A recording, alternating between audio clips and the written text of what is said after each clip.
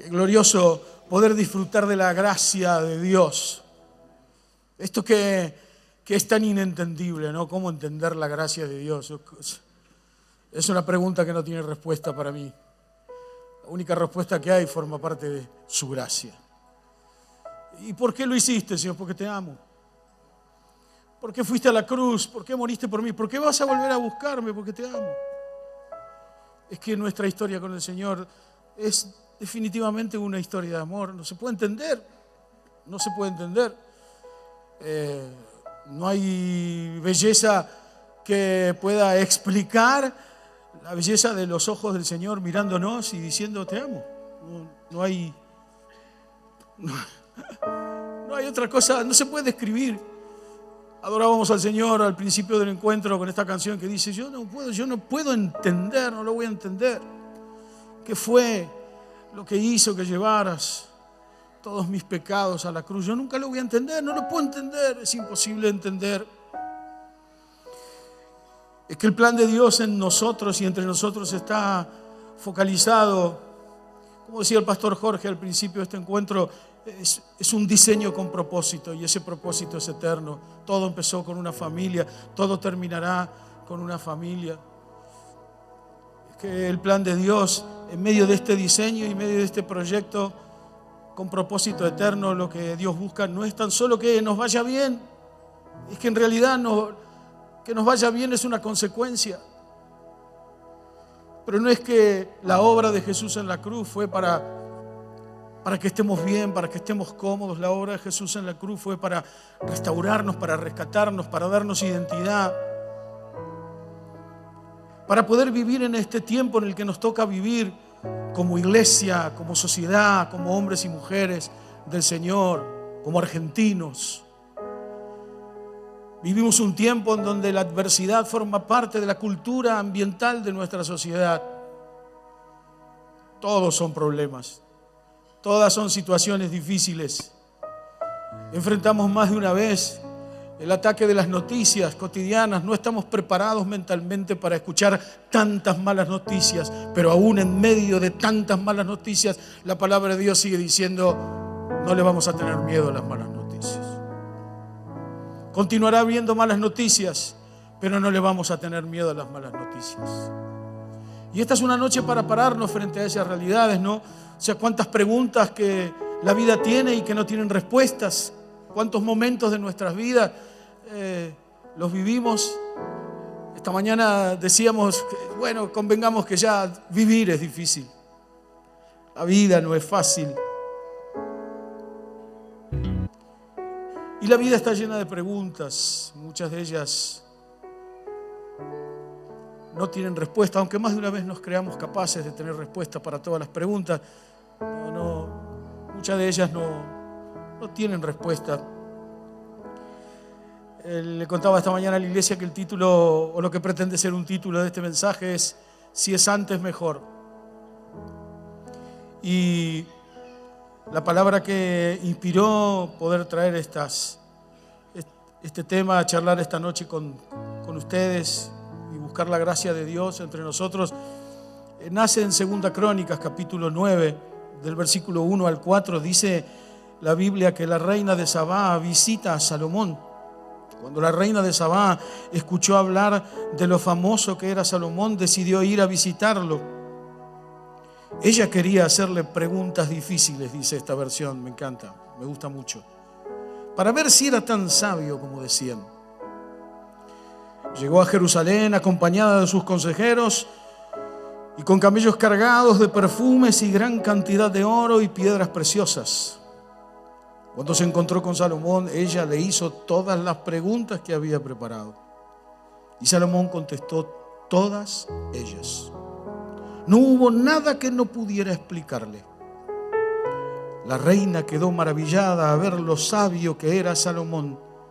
También tuvo tiempo para admirar la hermosura del palacio, la rica comida que servían a la mesa, los asientos que ocupaban los asistentes, el aspecto de la ropa de todos los sirvientes y en especial los de los que servían el vino al rey. Y al ver todos los animales que el rey daba como ofrenda en el templo de Dios, dice la Biblia, la reina se asombró. Es interesante ver, ¿no?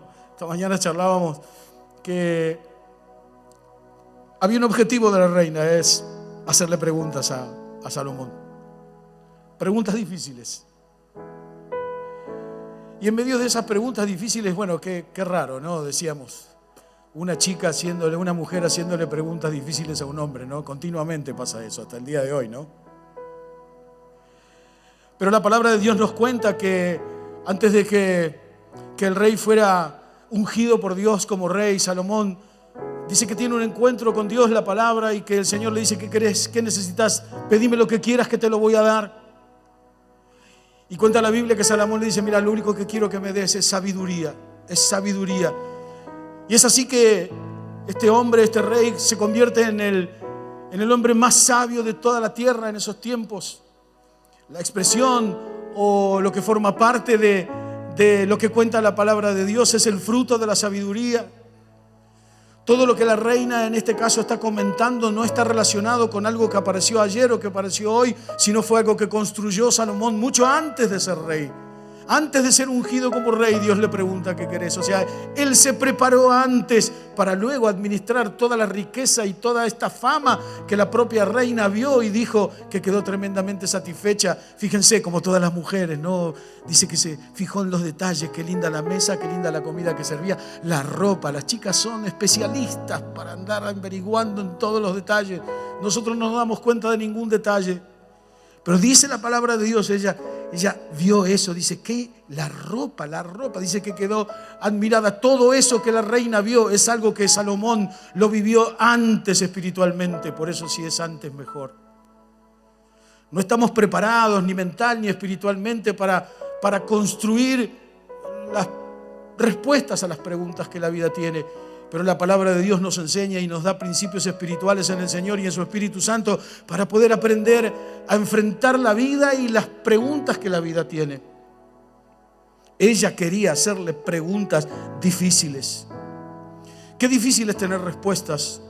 Aunque, como te decía al principio, más de una vez uno crea que las tiene las respuestas, pero cuando aparecen los de repente en la vida, como les llamo yo, esos de repente, cuando aparecen los de repente, qué difícil es tener una respuesta para esas preguntas frente a la muerte de un ser querido, frente al hecho de que te quedas sin trabajo, frente a un de repente, a una enfermedad, y resulta que la enfermedad te agarra en un momento en el que no tenés dinero y no tenés ni obra social, no tenés prepago, no tenés asistencia médica. O sea, apareció una gran pregunta imposible de responder, y lo cierto es que más de una vez nos quedamos mudos o frisados en la vida. No solemos tener la mente clara frente a los temas traumáticos, frente a los problemas. Es muy difícil pensar o tomar decisiones cuando estamos en momentos de crisis o cuando estamos en momentos de bajones o de debilidades o vulnerabilidades. La mayoría de nosotros, nuestra tendencia humana desde el jardín del Edén para aquí es precisamente tomar decisiones en momentos críticos, en momentos donde las decisiones las tendríamos que haber tomado antes, para que cuando lleguen los momentos críticos por lo menos saber cómo vamos a actuar en el Señor. Por eso, cuando nos abrimos a recibir al Señor Jesús, cuando le reconocemos que Él es nuestro Dios, que Él es nuestro Salvador, que Él ha muerto por nosotros, que resucitó por nosotros y que su gloria y su gracia vienen pronto a buscarnos, cuando nosotros entendemos eso, nos vamos preparando en la vida, no para ser hombres y mujeres solamente que responden preguntas difíciles, sino para ser sabios y caminar en sabiduría. Porque frente a la pregunta difícil, frente al trauma, frente a la crisis, nosotros tenemos que estar, o tendríamos que estar, anteriormente preparados. Por eso, si es antes, mucho mejor. Es que en el Espíritu de Dios nos vamos formando, vamos siendo formados para aprender a encontrar respuestas a las tantas preguntas que la vida nos da. No estamos preparados para los días malos. Nos cuesta mucho. Creemos y entendemos más de una vez que nos tiene que ir bien. Te va a ir bien. Y si no te va bien, no nos preparamos. Aparecimos en la vida el día del parto, aparecimos en la vida buscando que nos vaya bien. Yo lo que quiero para él, para ella, dice un papá, una mamá, es lo mejor. Claro, todos queremos que nos vaya bien, Nadie quiere vivir el día malo, pero el día malo aparece, el día malo está. Porque formamos parte de un sistema, no vivimos en una burbuja como si estuviéramos en Hollywood o en Disney. Vivimos en un sistema que está gobernado por el enemigo y que continuamente quiere desactualizarnos para que tengamos poca información de cómo enfrentar las crisis y los temas traumáticos. Es que el enemigo se hace fuerte en nuestra debilidad. Vamos a ver eso un poquito más adelante. Pero la palabra dice claramente en Efesios 5:16: aprovechen bien el tiempo, porque los días son malos. Ustedes saben que la palabra malo viene de diabólico, viene de infierno. Aprovechen bien el tiempo, porque los días son días en donde el reino de las tinieblas está trabajando intensamente, como por ejemplo destruir nuestra familia, destruir la posibilidad de que juntos podamos aprender a estar en una mesa, almorzando, cenando, desayunando con nuestro esposo, con nuestra esposa, con nuestros hijos. Lo más simple del valor de una familia hoy está siendo estructurado desde el reino de las tinieblas y trabajado para que el diablo destruya el principio familiar. Esta noche nosotros, en el nombre de Jesús, nos vamos a preparar y juntos vamos a declarar y vamos a decir: no lo vas a hacer. No, hay alguien que lo crea hoy aquí, hay alguien que esté dispuesto a pararse frente al enemigo y levantar un aleluya y que diga: yo me preparé antes, diablo, me preparé antes. Me preparé antes. No es que tengo no es que estoy diciendo que sé lo que va a pasarme o lo que va a venir. Yo no sé cuáles son los tsunamis y las corrientes y los tiempos y las locuras que van a venir. Lo único que yo sé es que cuando venga, los planos de mi casa están construidos sobre la roca y no sobre la arena. Esto es así, es de simple, porque el Señor es simple. Los complicados somos nosotros. Y encima cuando no entendemos esto, se nos transforma el carácter, tenemos mal carácter. En mi caso personal, yo estoy aprendiendo mucho en estos últimos tiempos de conocer a Jesús. Conocer a Jesús no significa tener información del Señor, sino que significa conocerlo en el altar, en el lugar íntimo, de crecer en Él y con Él. Como te contaba, en este último tiempo yo estoy creciendo, estoy entendiendo qué es esto de prepararnos anteriormente. No es que quiero convertirme en un tipo que tiene todas las respuestas. No, lo que le pido al Señor: Señor, dame tu sabiduría entendida en tus tiempos, para frente a la crisis, frente al lío, frente al trauma, frente a la angustia, poder pararme frente a ello y decir: el Señor es mi pastor, nada me va a faltar. Aunque los valles sean de sombra de muerte, vos vas a estar conmigo, y tu vara y tu callado me van a infundir aliento aún en el peor de las noches. Gloria a Dios. Nuestra tendencia es a tomar decisiones cuando estamos bajo presión. Y una de las crisis que tiene un problema emocional o tiene un problema traumático, una cuestión que nos dolió, que nos hirió, no son los momentos en los que tenemos que tomar decisiones. Los momentos en los que tenemos que tomar decisiones son esos momentos en los que estamos fortalecidos en el Señor. Claro, muchas veces uno se pregunta: bueno, pero ¿cómo hago frente a la situación, frente al lío que tengo, frente a lo que se me va a venir? Saqué un crédito, pastor, y resulta que ya voy por la segunda cuota sin pagar, y yo sé que la tercera cuota va a venir un informe del banco que me van a apretar y me van a decir: pagá porque te sacamos la casa. Frente a esa tormenta, a veces, a lo mejor ese crédito no tenías que haberlo tomado. Por eso, si es mucho antes, mejor. A veces uno cree que el banco puede proveer nuestra vida económica, y el banco es como Faraón: no te va a dar nada. No te va a dar nada. Mientras todo esté bajo la gracia y la autoridad del poder del Espíritu de Dios. Más de una vez las cuestiones traumáticas nos golpean y nos dejan, como decía esta mañana, yo uso la palabra frisado, ¿no? Como que apareció eso que decíamos de repente y ¿ahora qué hago? ¿Cómo reacciono? Cuando aparecen esos momentos, eso donde uno se empieza a ver y empieza a entender qué tiene adentro, no afuera. De qué estamos construidos en el mundo espiritual. De qué estamos construidos adentro. ¿Qué es lo que tenemos adentro? Si lo que tenemos adentro solo se activa cuando estamos juntos un domingo a la mañana, un domingo a la noche o un miércoles a la tarde, si solamente eso se activa, entonces estamos en un camino totalmente equivocado, porque lo que Dios quiere es que su presencia esté con nosotros todos los días de nuestra vida hasta que venga a buscarnos. No solamente la presencia de Dios la encontramos aquí, claro, por supuesto que la presencia del Señor ha descendido, está entre nosotros en este lugar. Ángeles están alrededor nuestros. Hay ángeles asignados. La vez pasada en la prédica el pastor Jorge hablaba de que cada uno de nosotros tenemos ángeles asignados, y eso es una realidad espiritual. Hay veces que no los usamos y están aburridos los muchachos. Claro. ¿A vos quién te tocó? Y a mí me tocó el pastor Daniel. Y está con Netflix. No nos necesita. Es verdad que hay ángeles asignados, pero necesitamos entender qué es lo que pasa en nuestra vida, en estos ámbitos de guerra espiritual, en el mundo cósmico, en donde habita Dios y sus ángeles, para poner en práctica esta realidad, poner en práctica este principio espiritual. Como te decía, son en estos momentos donde sale de qué estamos hechos. La manera que contestamos, la manera que actuamos, la manera en la que tomamos decisiones sobre las crisis. Las crisis son temporales, no duran para siempre. Todavía el Señor sigue siendo aquel que extiende su mano y nos saca del hoyo. Nada es para siempre, todo es temporal. Por eso hay algunas ideas, fuerzas para los que están anotando. La primera de ellas que quiero dejarte en esta noche es: las convicciones que tengamos serán las decisiones que tomemos. Las convicciones que tengamos serán las decisiones que tomemos. Es muy interesante ver el caso de José. José no llegó a ser el hombre más importante de Egipto porque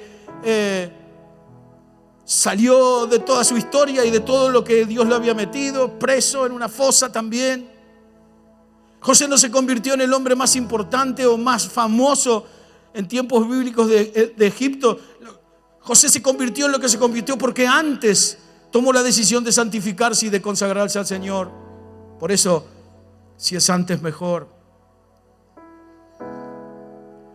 Dios no le evitó la crisis a José, no le evitó los días malos a José, cuenta la palabra de Dios. Pero él se entrenó antes. Lo mismo pasa con el profeta Daniel. ¿Qué pasa con el profeta Daniel? El profeta Daniel, la victoria de Daniel no está en el foso de los leones. La victoria de Daniel no está al salir del foso de los leones. La victoria de Daniel fue antes, mucho antes, cuando él dedicó santificar su vida y no comer la comida inmunda y bruta y peligrosa totalmente de gente incrédula. Antes, la victoria de Daniel en el foso fue construida antes. Tomó la decisión de santificarse al Señor, de entregarse al Señor. Fueron sus convicciones lo que en el momento del fuego, lo que en el momento de estar en ese foso, fueron sus convicciones lo que salió en medio de la crisis.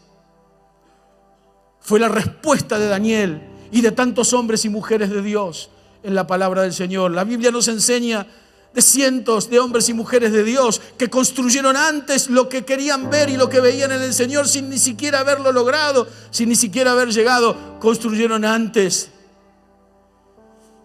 Todos conocemos el caso de Hebreos 11. Algunas Biblias tienen el título de los héroes de la fe. Pero el versículo 13 de Hebreos 11 habla de algo que a mí verdaderamente me fascina. Dice: todas las personas que hemos mencionado murieron sin recibir las cosas que Dios les había prometido. Pero como ellos confiaban en Dios, las vieron desde lejos y se alegraron antes. Lo construyeron antes. No vieron lo que Dios les había prometido, pero vivieron como si lo hubieran tenido todo el tiempo. La muerte se los llevó. Pero ellos antes construyeron, entendieron que si es antes, que si nos preparamos antes de las crisis, que si nos preparamos en el Señor y en el poder de su Espíritu Santo, antes de que las situaciones difíciles vengan, que los tiempos traumáticos vengan, si nos preparamos antes, lo que va a pasar es que la victoria estará asegurada en cualquier mala temporada que tengamos. Pero hay alguien que lo crea esta noche, esto acá, que podamos decir: Señor, sí, yo creo eso, yo lo creo. Lo vieron desde lejos y se alegraron, pues sabían que en este mundo ellos estaban de paso, como los extranjeros. Cuando tomamos la decisión de honrar a Dios y abrir nuestra vida, Dios nos prepara para los temas difíciles. Dios nos prepara para aprender a tomar decisiones.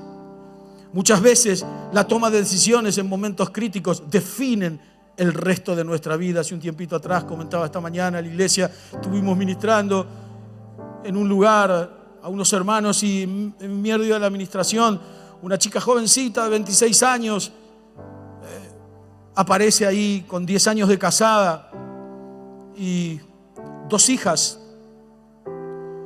pero nunca amó a su esposo, ni siquiera desde el día en que se casó hasta hoy. 10 años de casada, 2 hijos, nunca amó a su esposo. Claro, la pregunta es, ¿pero por qué? ¿Por qué te casaste entonces? ¿Y por qué te casaste tan joven? La respuesta fue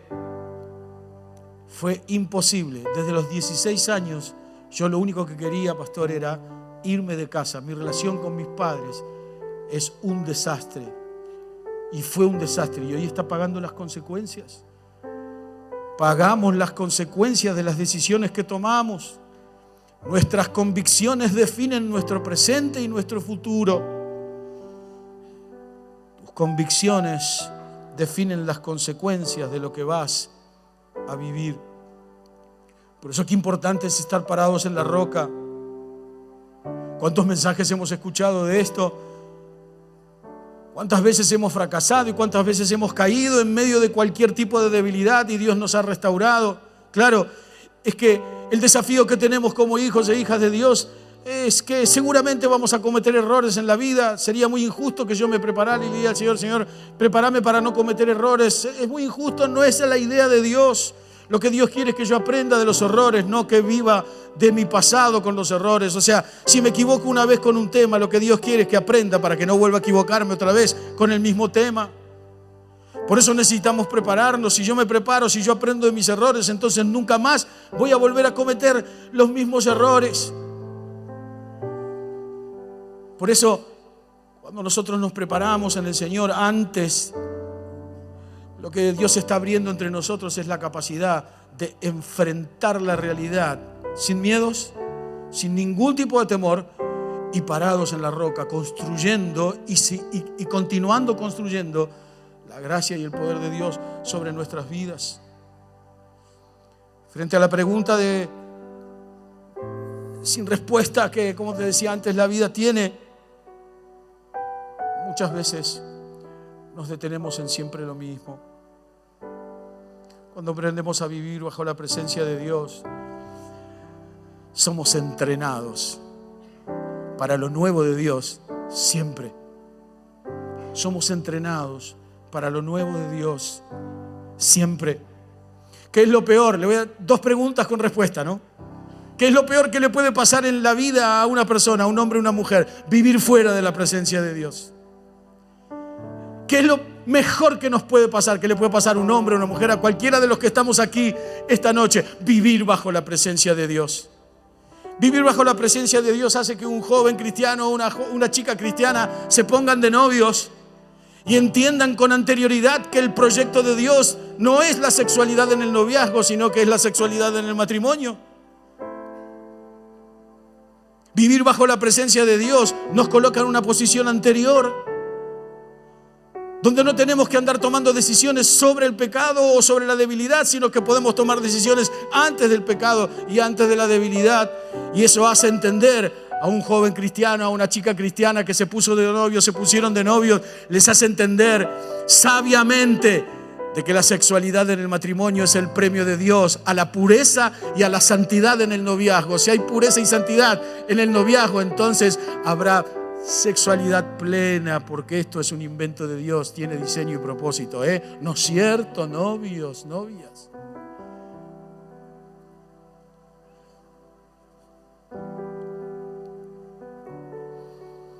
Somos el resultado de las decisiones que tomamos con anterioridad. Esto no quiere decir que nunca vamos a ser tentados con todo tipo de tentación, sino que en Cristo tenemos todas las respuestas. ¿Estás dispuesto a creerlo? ¿Estás dispuesto a creerlo? ¿Realmente crees que Jesús y en el Señor tenemos todas las respuestas? Esta capacidad que nosotros muchas veces perdemos de entender de que Dios nos ve, nos vio desde ayer, nos ve hoy y nos ve en el futuro. Esta cosa de la predestinación, que no tenemos tiempo ni siquiera hoy para tratar un punto, pero la verdad es que Dios nos ve, Dios sabe desde dónde venimos, hacia dónde vamos y cómo es nuestro día y cómo es nuestro día actual. Y como si fuera poco, los ojos del Señor están en todos lados. Dios quiere que nos entrenemos, Dios quiere que nos santifiquemos, Dios quiere que nos consagramos, que seamos consagrados. Mira, hay una gran diferencia entre compromiso y consagración. Vos podés estar comprometido con el Señor, puedes estar comprometido con el ministerio, puedes estar comprometido con la iglesia local, pero la consagración es otra cosa. La consagración es una dedicación total, mente, alma, cuerpo, vida, economía. Todo lo que tengo, todo lo que soy, todo lo que hago no es mío, es del Señor. Los compromisos son cosas que se firman, la consagración es la vida que se da por Jesús. Es la vida que se da por la gracia de Dios. Es la vida, es el Señor que nos dice: el que me sigue no va a andar nunca en tinieblas, va a tener siempre respuesta para todas las preguntas difíciles que la vida haga. Es sencillo, hace falta seguir al Señor consagradamente, porque la verdad, pura verdad, es que la única verdad de la luz es que siguiendo a Jesús no hay tinieblas. Mateo 4:1-4 nos cuenta la entrada de Jesús en el desierto. Dice la palabra de Dios que el Espíritu de Dios llevó a Jesús al desierto, el mismo Espíritu que lo resucitó de entre los muertos. La Biblia dice Mateo, que ese mismo Espíritu lo llevó al desierto. No es que Jesús entró improvisadamente al desierto. Jesús no entró sin preparación al desierto. Jesús no entró como porque no tenía nada que hacer y dice: bueno, voy a hacer ayuno y oración. No nos dice eso la palabra de Dios. Dice que el Señor iba a ser tentado por el enemigo. Se preparó. ¿Para qué? Para responder todas las preguntas difíciles del diablo en pleno desierto. Lleno del Espíritu Santo. Es el Espíritu el que lo pone al Señor. Es el Espíritu Santo el que lo pone al Señor en el desierto. Ahí el diablo no puede interceder, no puede meterse, no tiene participación de ningún tipo. Pero cuenta la palabra de Dios que 40 días andando en el desierto, 40 días y sus noches, dice la Biblia, dice que Jesús tiene hambre. Jesús empieza orgánicamente a debilitarse, empieza a hacerse vulnerable. Y es ahí donde el diablo tiene participación. Es ahí donde el diablo, cuando el diablo lo ve al Señor en pleno desierto, le dice: si vos sos hijo de Dios, podés resolver el problema de tu hambre. Si Dios está con vos, si verdaderamente vos sos hijo de Dios, entonces no tendrías que tener hambre. Decile a Dios, o mismo, decile a estas piedras que se conviertan en pan. Es que en los momentos de vulnerabilidad y debilidad es donde el diablo aparece a tentarnos, a hacernos propuestas y a hacernos preguntas. Esta mañana charlaba y decía que lo típico del reino de las tinieblas, lo típico del diablo, la estrategia concreta del diablo y del reino de las tinieblas es igual que la primera del jardín del Edén. Igual, sigue haciendo lo mismo, sigue haciendo preguntas. Él nunca va a criticar a Dios. Él nunca te va a hablar mal del Señor. Él te va a hacer preguntas. ¿Será verdad que Dios te ama? Si eres hijo de Dios, ¿por qué no le dices a Dios? ¿O por qué no conviertes estas piedras en pan? ¿Cómo es que tenés hambre si vos sos hijo de Dios? Lo mismo que hizo en el jardín del Edén es lo que sigue haciendo hoy. Es el mismo lenguaje, son las mismas preguntas difíciles. Es que cuando aparece la debilidad, cuando aparece la vulnerabilidad, en vez de muchas veces de ir a pedirle al Señor renovar nuestras fuerzas, pretendemos contestarle al diablo. Y el Señor Jesús le contesta al diablo porque se preparó anteriormente. No entró, como te decía, al desierto en una actitud totalmente improvisada. Él entendió que es antes lo que lo capacita y lo que lo capacitaría para responder las preguntas. Él le responde al enemigo: no solo de pan el hombre va a vivir, sino de todo lo que sale de la boca de Dios, porque lo que Dios dice es lo que me instruye, lo que Dios dice es lo que me alimenta, lo que Dios dice es lo que me cuida, lo que Dios dice es lo que genera mi identidad en mí. Siempre fue igual. ¿O nunca les pasó? Díganme, ¿nunca les pasó que en medio de una crisis siempre hay alguien que viene y pregunta: che, ¿será verdad que Dios existe? ¿Nunca les pasó? ¿O es el único marciano? Es probable. No, es probable que sea el único marciano, pero creo que ¿Nunca les pasó que viene y dice, si es verdad que Dios existe, ¿por qué hay hambre y guerras en el mundo? Es igual, es exactamente igual. Las mismas preguntas de siempre. Él hace preguntas difíciles. Y más de una vez, como nos agarra en medio de la crisis, nos agarra sin entrenamiento, nos agarra sin ejercicio de nuestra oración sacrificial, nos agarra fuera de la presencia de Dios. Más de una vez nos agarra en medio de una crisis y nosotros no sabemos qué decir. Por ahí le creemos, sí, es cierto, será. La verdad, porque si yo creo en Dios, pongo el diezmo, voy a la iglesia, adoro al Señor, ¿cómo puede ser? Él siempre viene con preguntas, Él siempre viene con preguntas. Por eso nosotros esta noche podemos tomar la decisión en el nombre de Jesús. Sí, es verdad, Dios me ama. Dios me ama aunque yo no vea que Él está trabajando, pero está trabajando a mi favor. Sí, Dios me ama. Dios siempre trabaja a mi favor. Dios siempre abre su mano a mi favor. Aunque yo no lo vea, Él siempre está trabajando a mi favor. Sí, Dios me ama. No tenés permiso, diablo, no tenés permiso, Satanás, para confundirme, para llenarme de sospechas. Sí, Dios me ama, siempre me amó y siempre me amará. Lo que yo estoy viviendo hoy es una cuestión temporal. De acá voy a salir, de acá voy a salir. Esto es temporal y cuando salga te voy a mostrar que salí, como lo hizo Daniel del foso de los leones, porque continúa el Señor extendiendo su mano, rescatándonos del hoyo cenagoso. Pero gloria a Dios. Sí, adoremos al Señor.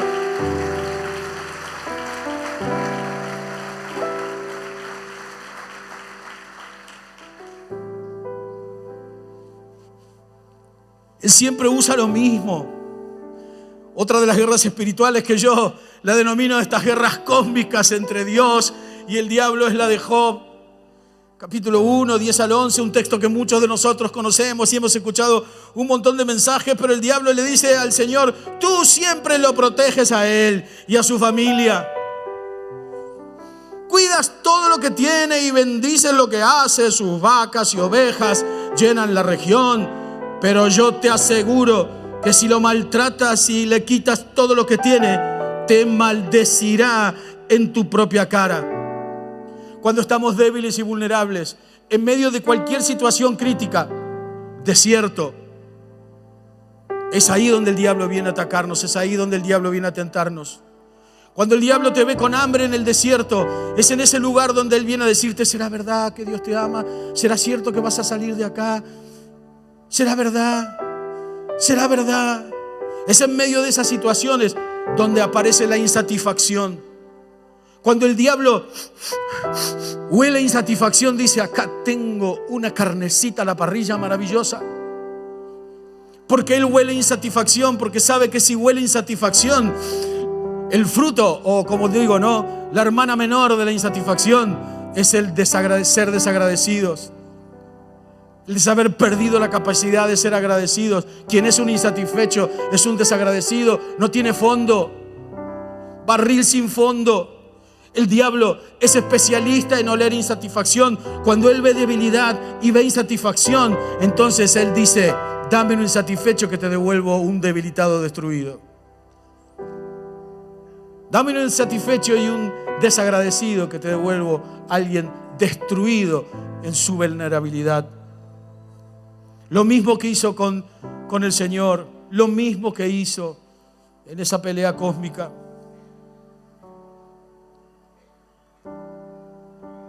El diablo nos quiere destruidos, pero nosotros juntos esta noche vamos a declarar en el nombre de Jesús que en medio de la adversidad vamos a aprender a dejar de quejarnos para aprender a construir desde donde Dios nos llama.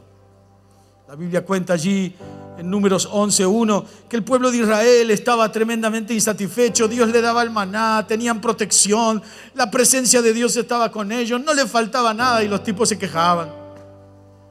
Es que cuando estás insatisfecho, cuando estás insatisfecha, todo es queja. Si llueve porque llueve, si hace frío porque hace frío, si me miró porque me miró, si no me dijo nada porque no me dijo nada. Es interesante ver que este texto de la palabra de Dios dice que esta insatisfacción no vino por una crisis, no vino por una adversidad, vino por egoísmo, por desagradecidos que fueron. Porque no valoraban el maná de todos los días, porque no valoraban la presencia de Dios. No valoraban en ningún momento, estaban caminando hacia la tierra prometida, pero ellos se quejaron. Se quejaron por quejarse, léelo en casa. Si puedes leer todo el capítulo 11 de Números, léelo. Pero la verdad es esta.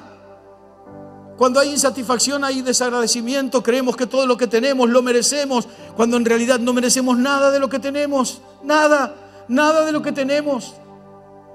Ninguno de nosotros no merecemos nada de lo que tenemos. Todo lo que somos y tenemos es solo nuestro en Él.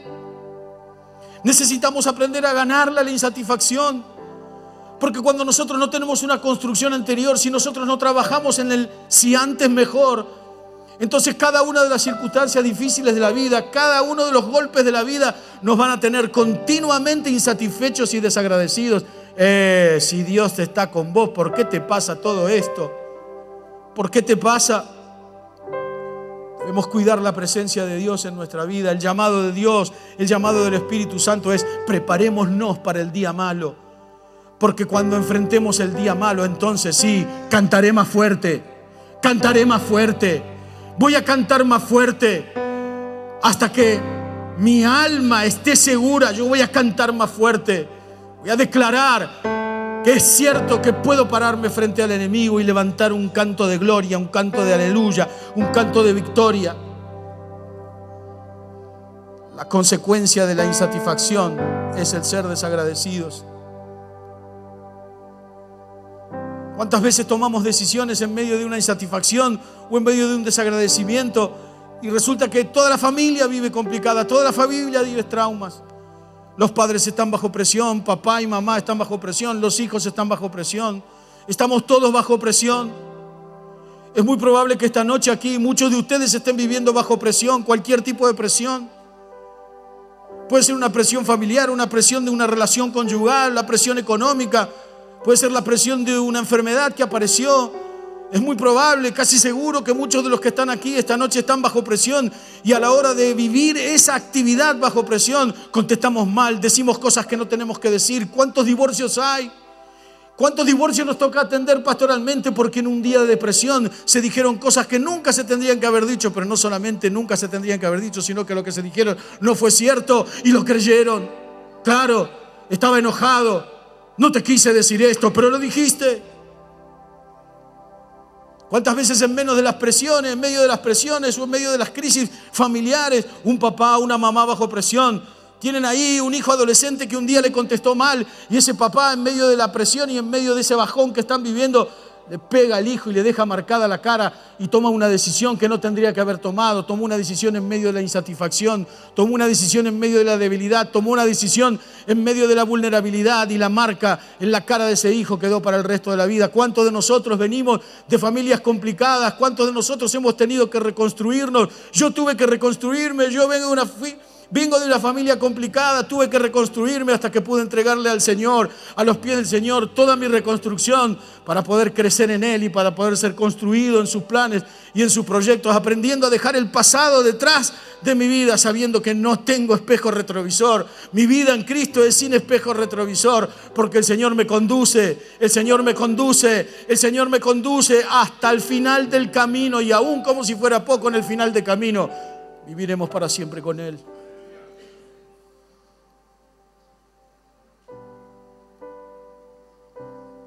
Las decisiones que tomemos en los casos temporales, en debilidad y bajo presión, marcarán nuestro destino para siempre. Una idea fuerza. El enemigo siempre aparecerá. Escucha, el enemigo siempre aparecerá en tu vida cuando tengas hambre en el desierto. Vamos a tener hambre en el desierto. Por eso necesitamos prepararnos con anterioridad. Para que sea el Espíritu el que nos mete en el desierto y no nuestras malas decisiones. No nuestras decisiones sobre las crisis. Un momento de frustración nos puede cambiar la vida para siempre. Por eso esta noche yo te invito a que juntos podamos leer el Salmo 46 y casi declararlo proféticamente. Dice el salmista: nuestro Dios es como un castillo que nos brinda protección. Dios siempre nos ayuda cuando estamos en problemas. Hay alguien que lo crea hoy aquí. Dios siempre nos ayuda cuando estamos en problemas. Aunque tiemble la tierra y se hundan las montañas hasta el fondo del mar, aunque aún se levanten grandes olas y sacudan los cerros con violencia, no tendremos miedo. Un río alegra a los que viven en la ciudad de Dios. Dios te bendiga, ciudad de Dios. Iglesia, vos sos la ciudad de Dios. Y este río es un río de alegría. Gloria a Dios. La ciudad de Dios jamás caerá, porque Dios habita en ella, su presencia está en ella. Todo el tiempo Dios mismo vendrá en su ayuda al comenzar el día. Ahora muy bien, vos me decís, ok, pastor, entendí. Cortala, ya está, pará, vamos, demos un paso más. Te entendí todo. Te entendí, pero ¿cómo hago? ¿Cómo hago para honrar a Dios en medio de mis dificultades, en medio de mis crisis, en medio de mis temas temporales, en medio de mis cuestiones traumáticas? ¿Cómo hago para orar a Dios? Y encima, pastor, como si fuera poco, ¿cómo hago para que todo esto traiga fruto a mi vida? ¿Tenés ahí para anotar? ¿Quieren un poquito más? Un par de herramientas más. Dice así, 1 Tesalonicenses 5:18.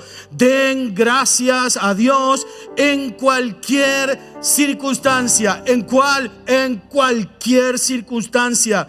Esto es lo que Dios espera de ustedes como cristianos que son.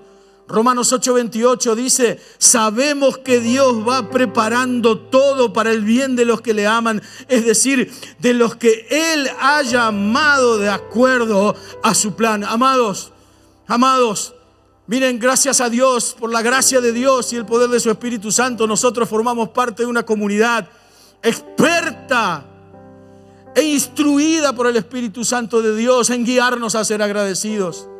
Hemos aprendido y entendido que el ser agradecidos es una identidad, pero es una identidad que viene con una actitud personal.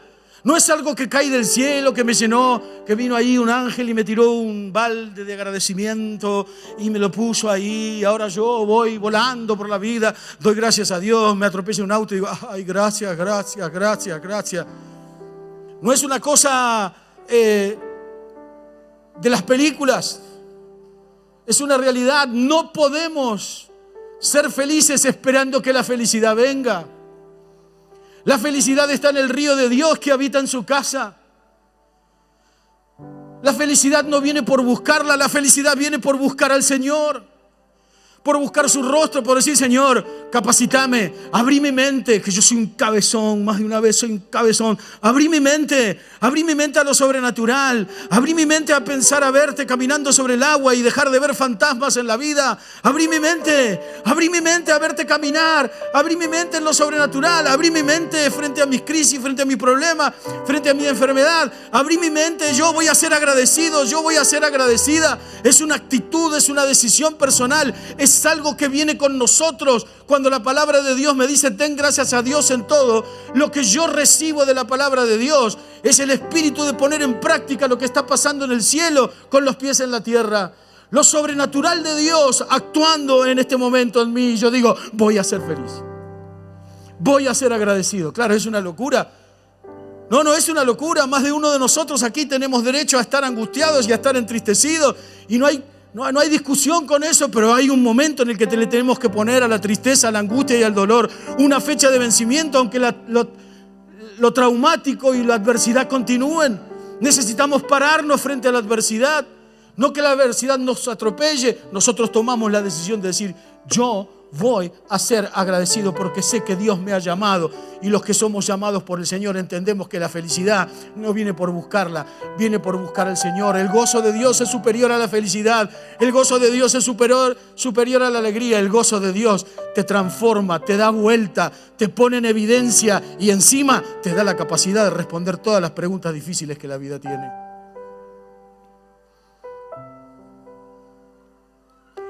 Quiero ir terminando, pero esta mañana contaba una interna real de nuestra vida.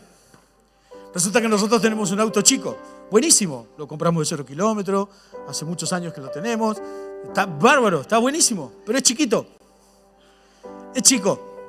Y le contaba a la iglesia esta mañana que tenemos que andar pidiendo turno con Lili para poder entrar y no atropellarnos. Claro, nos pedimos turnos, vamos con turnos, por ejemplo. ¿Quién entra? No, entra vos primero. Bueno, dale, entra yo primero. Nos pedimos turnos también para ponernos el cinturón de seguridad, porque cuando hacemos así, para ponernos el cinturón de seguridad, nos chocamos. Claro, yo podría convertirme en un desagradecido y decir, pero ¿será posible este auto de porquería? No sirve para nada. Dale, dale, subí. ¿No? Claro. Es un autazo, quiero decirle, estamos re contentos con eso. Gasta nafta, lo pago. Pero bueno, es chiquito pero tiene motor grande. Y yo podría maldecir esos momentos, pero en realidad nos reímos mucho. Es así, que hoy cuando nos fuimos a la mañana nos pasó. Digo, ¿será posible, mamá? Lo nuestro es profético. Pero es así, entramos por turnos. Claro. El diablo puede llegar a decirme, como más de una vez intenta decirme, che, pero este auto es chico, tenés que cambiarlo, no es para vos, hay unos créditos bárbaros. Yo estoy en mi derecho de tener un auto más grande para no atropellarme con Lili cada vez que entro al auto. Sí, estoy en todo mi derecho. ¿Tenemos derecho de dejar de tener turno para entrar los dos cómodos? Sí, tenemos derecho. Lo que no tenemos permiso es para ser desagradecidos. Yo no tengo permiso para maldecir el auto, ni para maldecir la situación. No tengo permiso para eso. El único permiso que tengo es decir, Señor, gracias, te doy gracias porque nos has capacitado con un vehículo, nos lleva a todos lados, nos vamos de vacaciones. Es una aventura, pero nos vamos de vacaciones. Menos mal que ahora ya los chicos están grandes, hay uno que viene igual, pero ese no entra en ningún lado, pero no importa, eso es otra cosa, pobre. Aprovecho que no estaba para decir todo lo que tengo que decir. Pero esta es la verdad. ¿Cuántas veces le perdemos el valor a las cosas que tienen valor por Dios? ¿Cuál es el valor de Dios sobre lo que tenemos? ¿Cuál es el valor? ¿De qué valor? ¿Cómo valora Dios, por ejemplo, los bienes tuyos? Tu casa, tu auto, tu ropa, tu vida, los anillos, un reloj. ¿Cómo lo valora? ¿Cuál es el valor que Dios le pone a eso? Es que para Dios no tiene nada valor de eso. Lo único que tiene valor para Dios es tu vida. Porque tu vida no se construye con la felicidad que te da eso. ¿Yo tengo derecho a tener un microondas nuevo? Sí, claro que sí. ¿Tengo derecho a tener la heladera que quiero? Sí, quiero una heladera, la verdad. Más de una vez lo dije. No sé si lo dije un domingo a la noche, pero yo quiero una heladera de esas que vos ponés sin abrir la puerta y sale hielo. Claro. Sale 80 lucas. 80.000 pesos, ¿no? Yo puedo agarrar y decir, no, la pagamos en 12 cuotas sin interés. La pagamos en 12 cuotas sin interés y después estoy maldiciendo cada cuota. Porque uno cree que porque pagarla en 12 cuotas sin interés resulta que la cuota no viene la del mes que viene. Claro, como uno no pone el efectivo, pone la tarjeta, claro. A veces uno, viene al pastor para que le unja la tarjeta. No, pastor, me unge la tarjeta, por favor. No, la tarjeta no se paga sola, la pagamos nosotros. ¿Cuántas veces por un gusto, por algo que decimos, no, pero yo me lo merezco, nos metemos en líos que nunca tendríamos que habernos metido? Tomamos decisiones en tiempos y en cuestiones temporales, tomamos decisiones sobre cuestiones emocionales, tomamos decisiones en momentos temporales que las decisiones que tomemos, eso dura para siempre. El momento termina, puede terminar hoy, puede terminar mañana, puede terminar dentro de un año, pero la decisión que tomaste dura las 12 cuotas. Dura las 12 cuotas. Necesitamos aprender no tan solo a ser agradecidos, sino a vivir agradecidamente. Como te decía anteriormente, esta es una noche maravillosa para decir, voy a ser agradecido. Voy a ser agradecida. Señor, yo voy a ser agradecido. ¿Te animás a declararlo conmigo esta noche? ¿Te animás? Vamos juntos, dale. Señor, yo voy a ser agradecido en todo. No, de vuelta. En todo. Por lo que ya me diste, por lo que veo y por lo que no veo. Aleluya sea hecho en el nombre de Jesús. Gloria a Dios. Nos estamos preparando para responder todas las preguntas difíciles que la vida tiene. 1 Timoteo 6:8 dice así que debemos estar contentos de que tenemos ropa y comida. Nada más. ¿Quién está desnudo esta noche aquí? ¿Quién está en ropa interior? Nadie. ¿Quién tiene pensado no cenar? ¿Quién no tiene pensado no cenar esta noche? Salvo los que están haciendo dieta. La palabra contento viene de contener. Ser agradecidos y ser contentos es contener esta gracia que Dios nos ha dado, que tiene un valor incalculable y que cuando la cuidamos florece en nuestra vida con poder y gratitud. Debemos ser contentos, debemos estar contentos. Es que la verdad es que el pueblo de Dios es el pueblo alegre. A veces no parece, ¿no? A veces vivimos, como siempre digo, en esta cosa del premio Limón. Hay tanta amargura entre nosotros.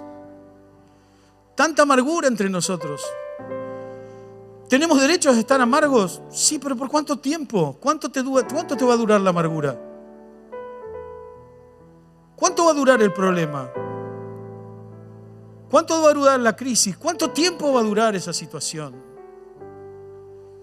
Claro que uno no sabe cuánto va a durar, pero sí sabemos quién tiene poder para liberarnos de esa historia, de esa situación. Lo que pasa es que muchas veces nos envolvemos en medio de la crisis y tenemos que aprender a salir de la crisis.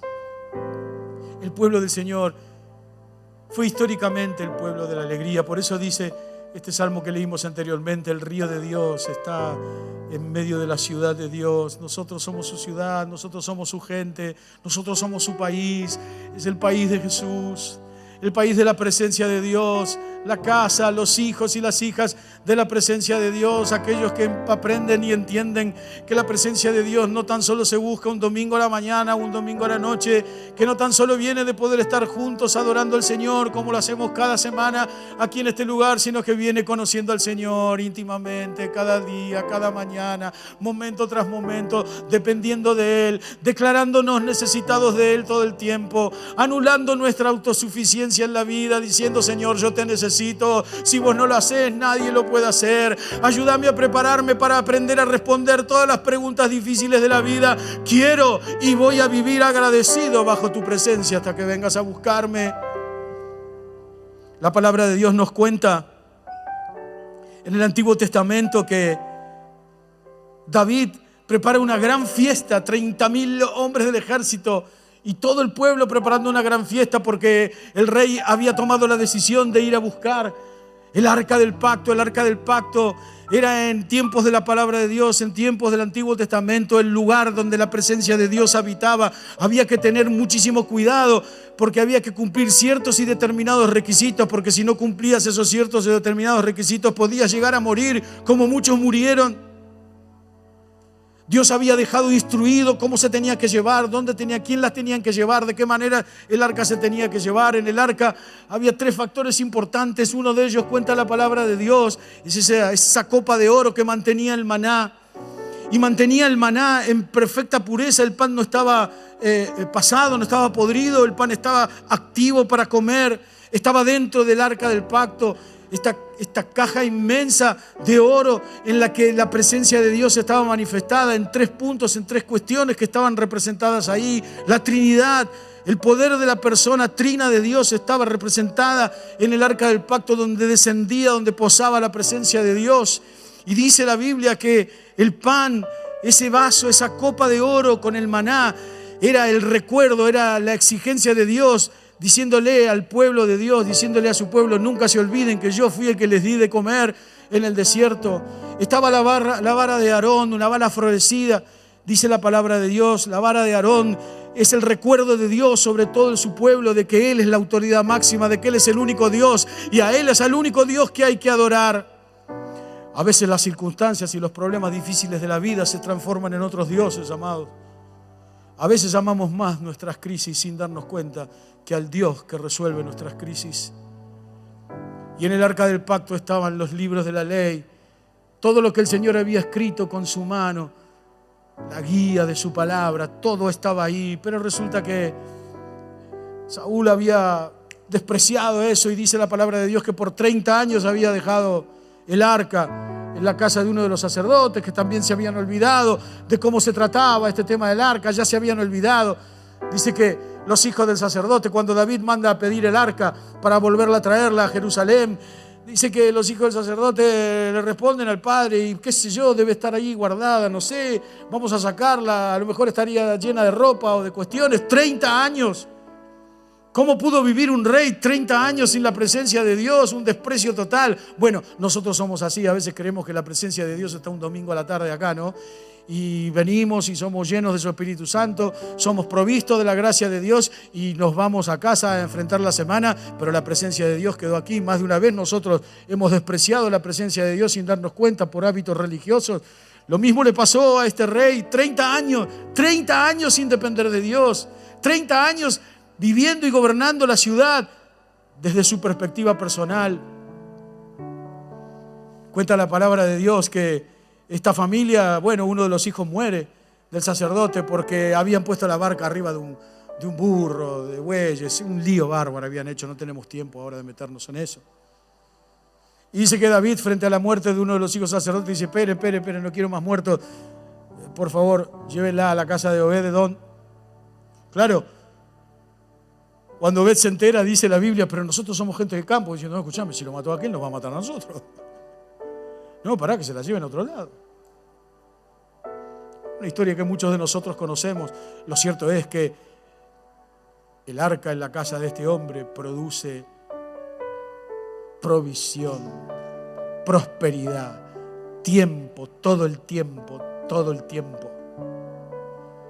Lo cierto es que cuando el arca del pacto llega a Jerusalén, se contaba esta mañana que es fascinante lo que describe la Biblia, qué es lo que pasa, porque tranquilamente el rey David podría haberse arrodillado, podría haberse inclinado, podría haber hecho una reunión, podría haber adorado a Dios, podría haber hecho un cántico nuevo, podría haberse inclinado, haberse tirado frente al arca del pacto, la recuperación de la presencia de Dios.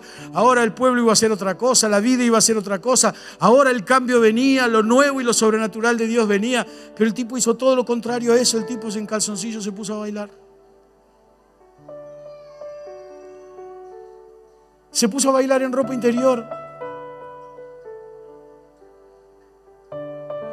Negoció con las críticas. Fue superior a las críticas y dijo: yo voy a bailar en la presencia del Señor. Yo voy a danzar. Yo voy a mostrar mi alegría danzando en la presencia del Señor. Yo voy a enfrentar todas las críticas. Yo voy a enfrentar todo lo que están mirando. La esposa después continúa diciendo la palabra de Dios. Le dijo: mirá vos el rey, qué bonito en calzoncillo bailando. Se lo dijo. No se lo mandó a decir. Claro, las chicas no mandan a decir nada, te lo dicen directo. Pero la verdad es que el rey David, en ropa interior, empieza a danzar, empieza a bailar, empieza a dar vueltas, empieza a cantar. La cosa es que la alegría y la gracia y el poder de Dios aparecen en medio de una ciudad que por 30 años había despreciado la presencia de Dios. Claro, es como si el rey David estuviese esta noche haciendo un llamado. Es como si el rey David esta noche estuviese haciendo un llamado y diciendo: pero ¿por qué no empezamos a contemplar la gracia y el poder de Dios? El rey está en casa, el rey está con nosotros. El río de Dios está entre nosotros, la ciudad de Dios está aquí, la bendición de Dios ha llegado para quedarse con nosotros. ¿Por qué no nos paramos frente a esta realidad y ponemos todas nuestras situaciones difíciles, críticas, inconstructivas, nuestras debilidades, nuestras vulnerabilidades, y empezamos a hacer danza profética y danza gloriosa en la presencia de Dios? El Rey está en casa, el Señor es con nosotros siempre, por siempre y para siempre, mucho más allá de mi debilidad, mucho más allá de mi vulnerabilidad. Adoremos al Señor, gloria a Dios.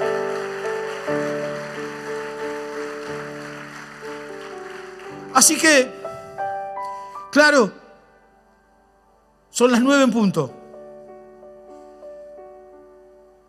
¿Cuál sería el llamado esta noche? Si yo tuviera que hacer un llamado esta noche, como decía esta mañana, ¿no? Cuando yo te digo si yo tuviera, te estoy diciendo, estoy haciendo un llamado esta noche.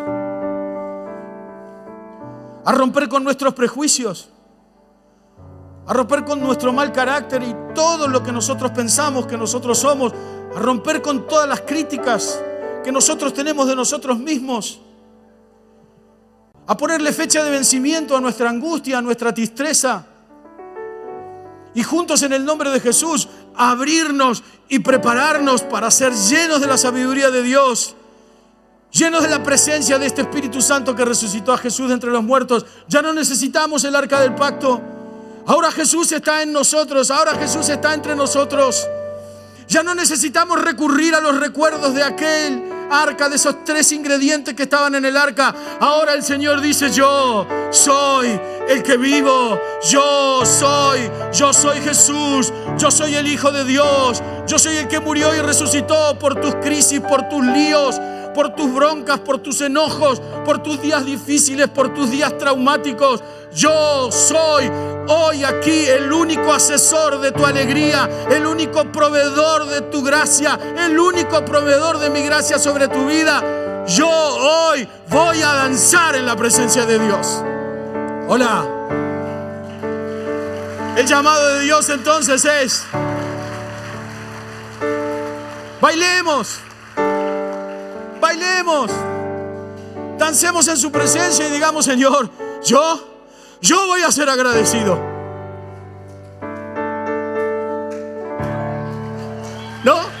No sé cómo habrá danzado David. No lo sé.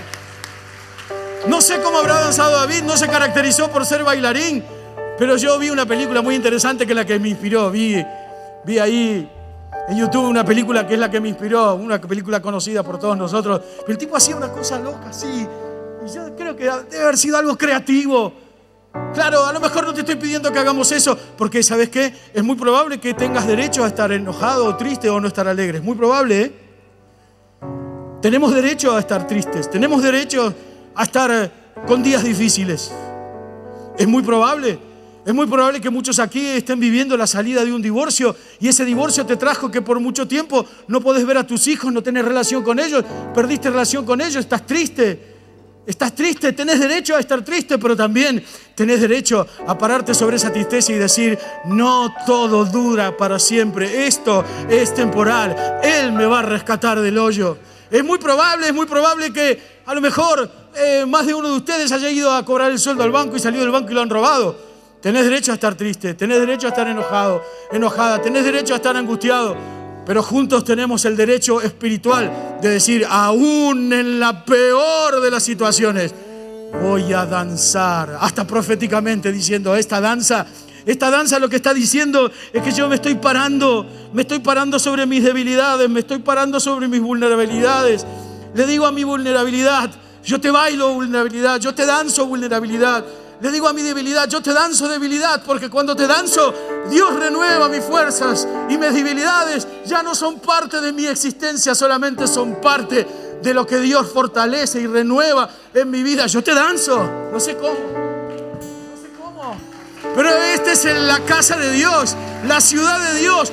El río de la alegría está pasando entre nosotros. Será entonces que esta noche podemos tomar una decisión espiritual de adoradores, hombres y mujeres adoradores en espíritu y en verdad, que dicen: yo voy a danzar sobre la tempestad, voy a danzar, yo soy libre, soy un agradecido, soy una agradecida en todo.